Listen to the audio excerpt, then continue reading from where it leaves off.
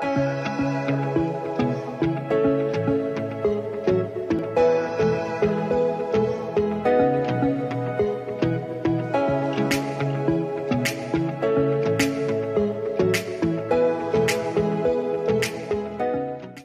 sevgili öğrenciler. Bugün yine sizinle fen bilgisi çalışacağız.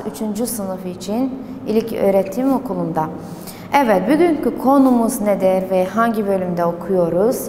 2. bölüm ve su. Konumuz nedir? Sudur. Ve 2 dersten oluşuyor. 1. dersimiz nedir? Su yeryüzünün neresinde var? Su yeryüzünün neresinde var? Şimdi bunları açıklayacağız. Önce dünya üzerinde su. Dünya üzerinde su açıklıyoruz. Bunu biliyoruz. Bütün canlılar suya ihtiyacı vardır. İnsan, hayvan, bitki ve susuz yaşamazlar. Ve dünya 3 bölümü nedir? 3 bölümü sudan oluşur. Suyla kaplanmıştır. Yeryüzünde çok miktarda su vardır. Su yerin çok alanını kaplanmaktadır. Ve çoğu sular hangi sulardan oluşuyor? Hangi tür sular? Deniz ve okyanuslardan oluşuyor. Evet, şimdi bahsediyoruz 1. derste. Su yeryüzünün neresinde vardır? Dünya üzerinde su, önce suyun önemi. Suyun önemi nedir? Neden önemlidir insanlar için, hayvanlar, bitkiler? İnsanlar günlükte su içiyorlar. Ve her günde bir insan her günde 2 litre suya ihtiyacı vardır. Su içmemiz gerekiyor. Çünkü bedenimiz suya ihtiyacı vardır. Evet. Ayrıca mesela bitkiler yaşamak için, büyümek için neye ihtiyacı vardır? Suya ihtiyacı vardır. Hem de hayvanlar, mesela tavuk. Tavuk yarı bölümü nedir? Sudan oluşur. Yarı bölümü sudan oluşuyor. Su yer için çok önemlidir. Ayrıca ırmak, göl, okyanuslar vardır, denizler, bunlar hepsi suyla oluşur. Ve özellikle deniz ve okyanuslar bir sürü bitkiler ve hayvanlar içinde yaşıyorlar. Balıklar yaşıyorlar. Balıklar suya ihtiyacı vardır. Hem de bitkiler suya ihtiyacı vardır. Yani bakın, su hayatımız için ya da bütün canlılar için çok önemli bir kaynaktır. Çok önemli bir kaynaktır. Bu suyun önemidir. Daha sonra şimdi ne okuyacağız? Su çeşitleri. Su çeşitleri okuyacağız. Su 2 çeşitten oluşuyor. 2 çeşit suyumuz vardır. Bunlar nedir? Tuzlu su ve tatlı su. Tuzlu su ve tatlı su. Önce biz bunlar tek tek bahsediyoruz. Tuzlu su nedir ve hangi sulardan oluşuyor? Evet, su yeryüzündeki görünen sular, okyanus ve denizler vardır. En çoğu nedir? Okyanus ve denizler dediğim gibi. Ve tuzlu su hangi sulardan oluşur? Tuzlu su, okyanus ve denizler. Okyanus ve denizler. Biz bu fark etmez hangisi bahsetsen. Önce tuzlu su ya tatlı su farkı yoktu. Ama önce suyun çeşitleri biraz açıklayacağız. Yeryüzünde görünen sular okyanus ve deniz sulardır. İçinde tuz bulunduğu için tuzlu sular yani nasıldır? Çünkü içinde tuz vardır, çok miktarda tuz vardır. Yani okyanus ve denizler nasıl bir sudur? Tuzludur. Sonra bahsediyoruz. Yer üstündeki tuzlu suyun oranı yaklaşık %97'dir. Tuzlu sular yeryüzünde yaklaşık oranı kaçtır? 97. 97. %97 tuzlu sudur. Yani tuzlu sular çoktur. Tatlı sulardan daha çoktur tuzlu su. Yer üstündeki suları çok az miktarı tatlıdır. Yer üstündeki sular vardır. Mesela göller, ırmak, nehirler, bataklıklar. Bunlar hepsi tatlı sudur ama çok az miktarda vardır. En çok oranı hangisidir? Tuzlu sudur. %97 tuzlu sulardan oluşuyor. Evet, bu çeşit sularda az tuz ve bazısında da hiç tuz bulunmaz. Yani tatlı sularda birazcık tuz vardır ama o kadar değil. Tuzlu sular kadar değil. Bazıları ise yani hiç tuz bulunmaz. Ama yer üstündeki tatlı suların çoğu donmuş şeklindedir. Nasıl? Tatlı sular yer üstünde donmuş şeklinde. Bu resim gibi bakın sayfa 107'de donmuş şeklinde tatlı sular bulunur. Yer üstündeki sular. Donmuş tatlı su bu resim eğer baksanız %2 donmuş tatlı sudur. Sıvı tatlı su %1'dir. Sıvı tatlı su yüzde kaçtır? %1 sıvı tatlı sudur. Şimdi önce tuzlu suyu açıklamadan tatlı suyu bahsediyoruz. Fark etmez. Tatlı su yeryüzünde bulunan tatlı sular nasıldır? Yağmur ve kar. Yağmur ve kar nasıl bir sudur? Tatlıdır. Tatlıdır ve yeryüzündeki sular, kar ve yağmurlar vardır. Bunlar tatlı sulardır. Yeryüzündeki tatlı sular ırmaklarda ve su birikintilerde, göllerde, nehirlerden oluşuyor. Yeryüzündeki tatlı sular nedir? Irmak, nehirler, su birikintileri, bunlar hepsi tatlı sudur. Ayrıca tatlı sular yer altında da vardır. Yani yer üstünde tatlı sular nedir? Yer üstünde. Çünkü bakın tatlı su iki çeşidi vardır. Yer üstündeki sular, yer altındaki sular. İki çeşidi var o da. Yer üstündeki su ve yer altı sular. Şimdi yer üstündeki sular hangi sulardır? Göller, su birikintileri, nehirler, ırmaklar, göl, nehir, ırmak, birçok vesaire. Bunlar yer üstündeki sulardır, tatlı sudur. Yer altındaki sular, yeraltı sular hangi sulardan oluşuyor? Kar ve yağmur. Kar ve yağmur. Yağmur nasıl bir sudur? Tatlı sudur ama yer altındaki sulardır. Yani kar ve yağmur nasıl yerin altına girer? Kar ve yağmur yağdığında mesela bu yağmurun suyu ya da karın suyu, kar eriyor, yerin altına sızıp ve yer altı sular oluşuyor ve başka bir yerde mesela göz pınarlar şeklinde çıkıyor. Buna diyorlar yer altı sular. Tekrar söyleyeceğim. Tatlı sular vardır. Tatlı sular hangi sular tatlıdır? Yeryüzünde göller, ırmak, nehirler, bataklıklar, su birikintileri bunlar tatlı sudur. Ve tatlı su iki bölüme ayrılıyoruz. Yani iki çeşidi vardır. Yer üstündeki sular var ve yer altındaki sular. Yer üstündeki sular göl, nehir, ırmak, su birikintileri, göz, pınarlar, bunlar hepsini yer üstündeki sulardır. Daha sonra yer altındaki sular, yeraltı sular hangi sulardan oluşuyor? Kar ve yağmur. Kar ve yağmur. Evet. Yeraltı suları, yerüstü sular bunlar hepsini okuduk. Şimdi geliyoruz burada bu resimde bahsediyor sayfa 108'de.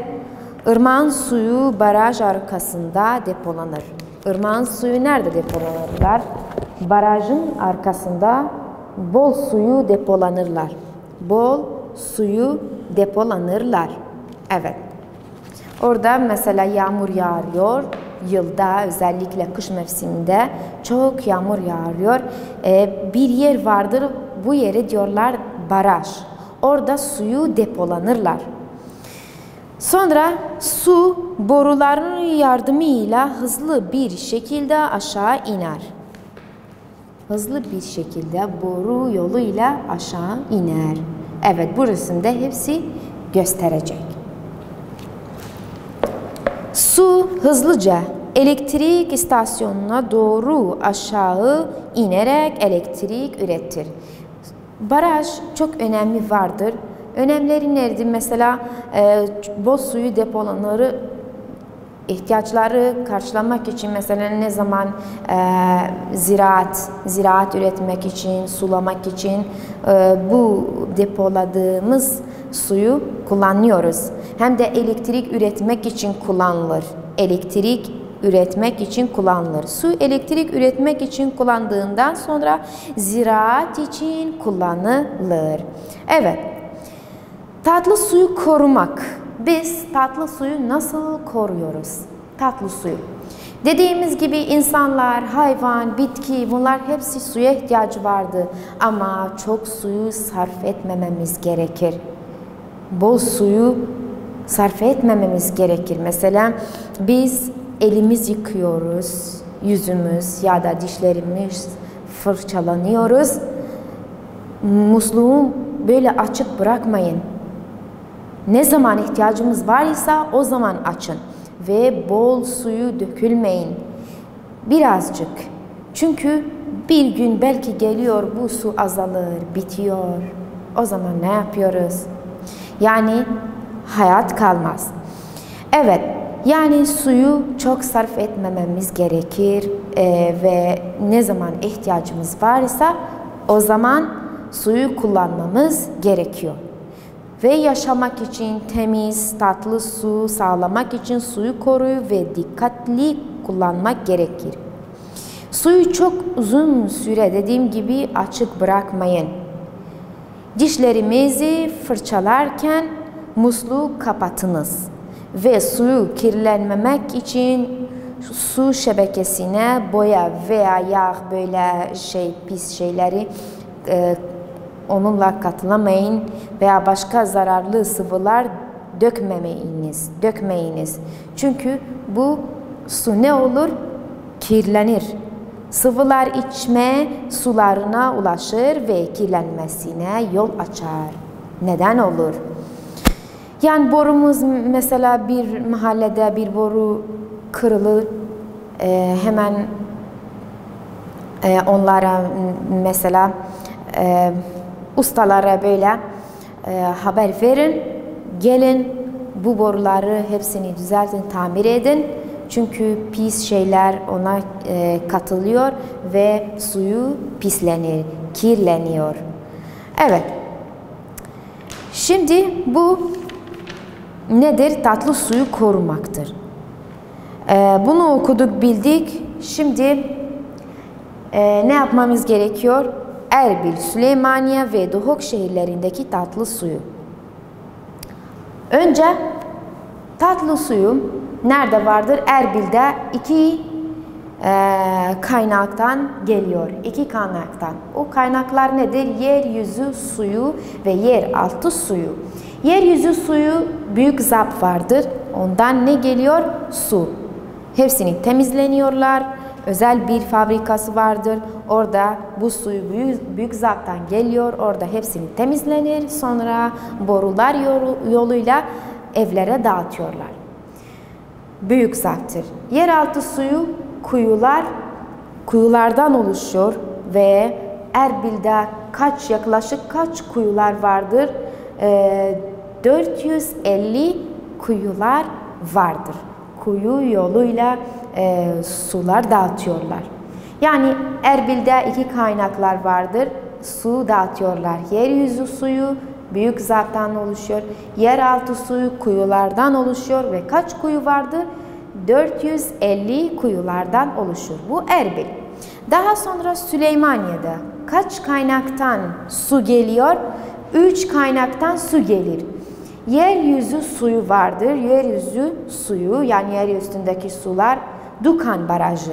Dukan Barajı'ndan su geliyor. Aynı dediğim gibi bu suyu hepsi depolanırlar. Daha sonra özel bir yerde hepsi temizleniyorlar ve evlere dağıtıyorlar. Serçinar Gölü vardır. Serçinar Gölü'nde orada da göl vardır. Yine suyu temizleniyorlar ve dağıtıyorlar. Yeraltı suyu var. Yeraltı suyu kuyulardan oluşur. Kuyulardan oluşur ve yaklaşık Süleymaniye'de kaç kuyular vardır? 32 kuyu vardır. Yani Süleymaniye'de 3 ana kaynaktan su geliyor. Yeryüzü suyu Dukan Barajı, Serçinar Gölü'nü ve yeraltı suyu kuyulardan geliyor. Sonra üçüncüsü Duhok. Duhok'ta 2 kaynaktan su geliyor. Yeryüzü suyu Dicle'den.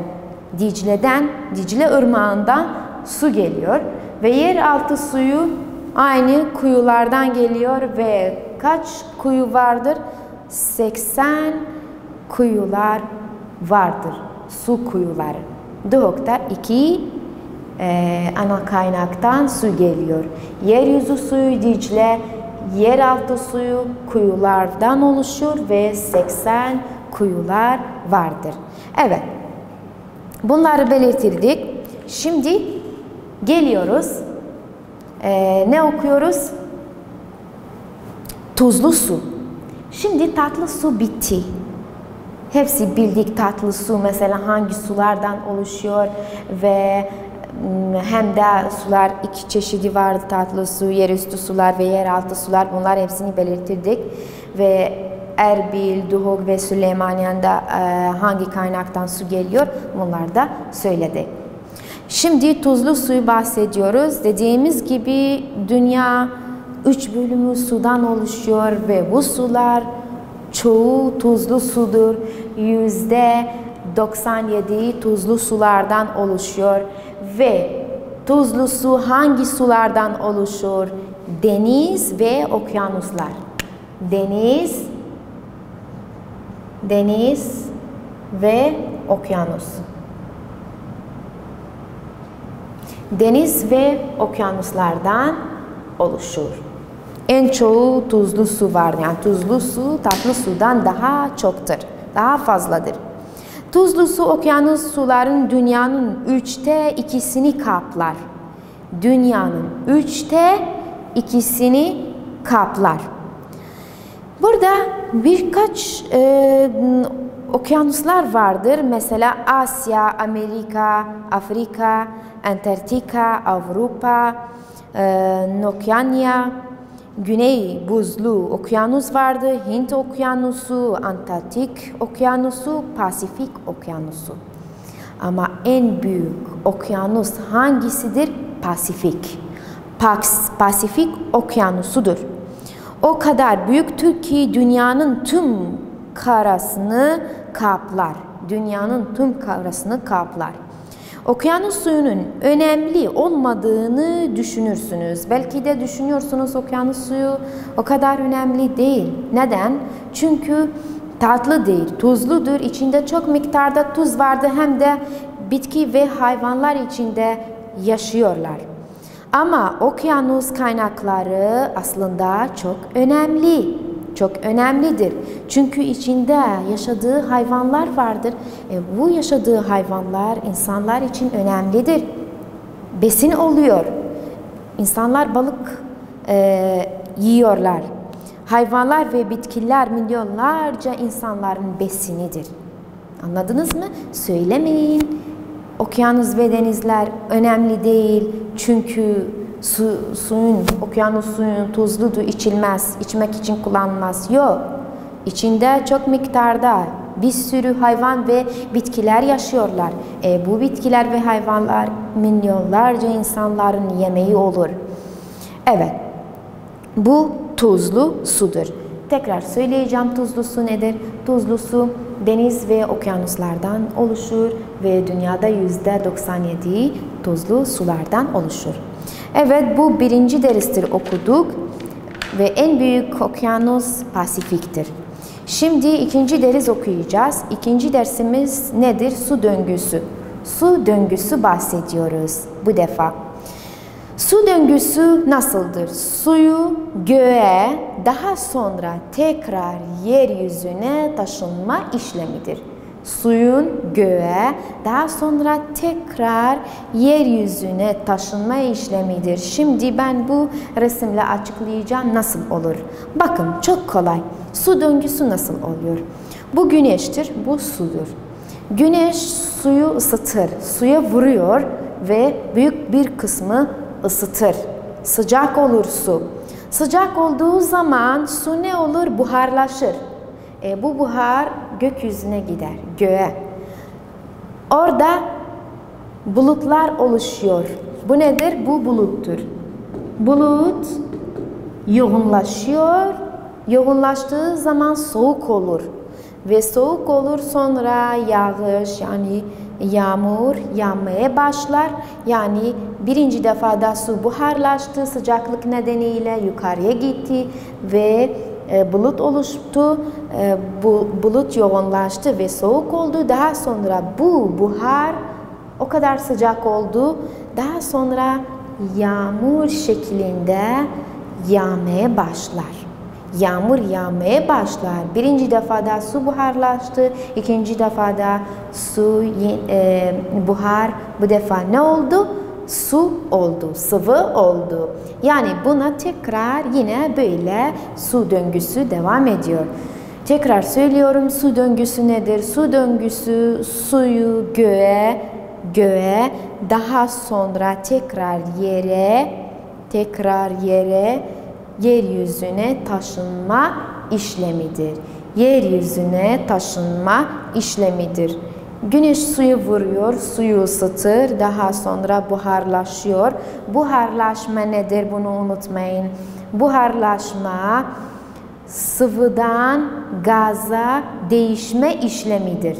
Sıvıdan gaza değişme işlemidir. Bak, bu su önce sıvıydı. Sıcaklık nedeniyle ne oldu? Sıcak oldu. Daha sonra buhar oldu, gaz oldu. Yani sıvıdan gaza değişme işlemidir. Buna diyorlar buharlaşma. Bu buhardır. Sıvıdan gaza değişme işlemidir. Yani birinci aşamada güneş dediğim gibi sıcaklığı nedeniyle su ve hava sıcak olur. Bu durumda su gaza değişir. Bu durumda ne olur? Su gaza değişir. Bu işleme diyorlar buharlaşma. Evet. İkincisi, su buharı yükselip. Su buharı ne olur? Yükselip ve yoğunlaşıyor. Yükselip ve soğuk oldu. Havayla soğutulur. Üçüncü aşamada su buharı soğulup, su buharı ne olur? Bulut oluşuyor ve soğulup yoğunlaşır veya küçük su damlalarına değişiyor. Küçük su damlalarına değişiyor. Dördüncü, havadaki küçük su damlalar ile tozlar birleşerek ne oluşuyor? Bulut oluşuyor. Havadaki küçük su damlalar ve tozla birleşiyor, bulut oluşuyor. Acaba söylüyorsunuz mesela, bir kişiye soruyorsunuz, bulut nasıl oluşuyor? Nasıl bulut böyle oldu? Ben söyleyeceğim nasıl olur. Küçük su damlalar, küçük su damlalar ne ile birleşerek? Toz. Toz ile birleşerek ve ne oluşur? Bulut oluşur. Küçük su damlalar, damla böyledir. Evet. Küçük su damlalar toz ile birleşerek bulut oluşuyor. Evet. Beşinci aşamada su damlaları birleşerek büyük olurlar.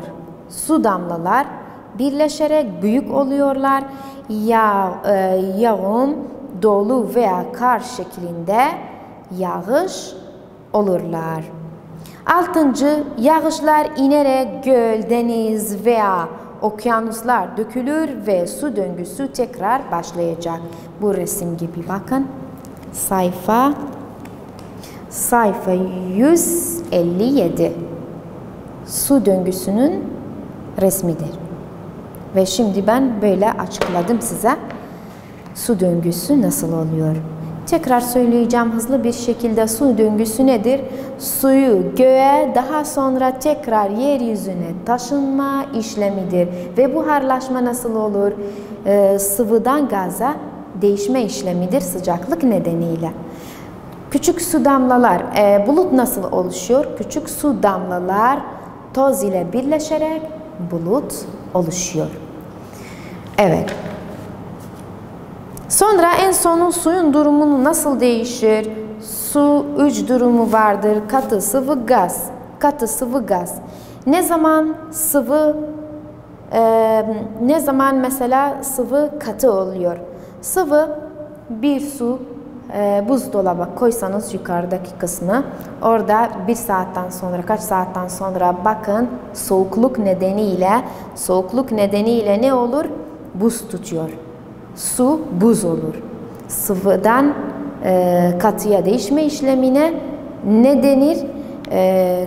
Yani katıdır. Buz olur. Daha sonra bu defa buz oldu. Buz nasıl eriyor? Sıcaklık nedeniyle buz su oluyor ve eriyor. Sıcaklık nedeniyle buzu bir yerde koyun, bırakın ya da güneş önünde. Sıcaklık nedeniyle daha sonra buz ne olur? Sıvı olur. Katıdan sıvıya değişme işlemine erime denir. Daha sonra bu buz ya da bu su nasıl buharlaşır? Bu dediğim gibi sıvıdan gaza, aynı sıcaklık nedeniyle sıvıdan gaza değişme işlemine buharlaşma denir. Bu sıcaklık nedeniyle böyle olur. Sıcaklık nedeniyle böyle olur. Evet sevgili öğrenciler, şimdi konumuz buraya kadar sona erdi. İzlediğiniz için teşekkürler.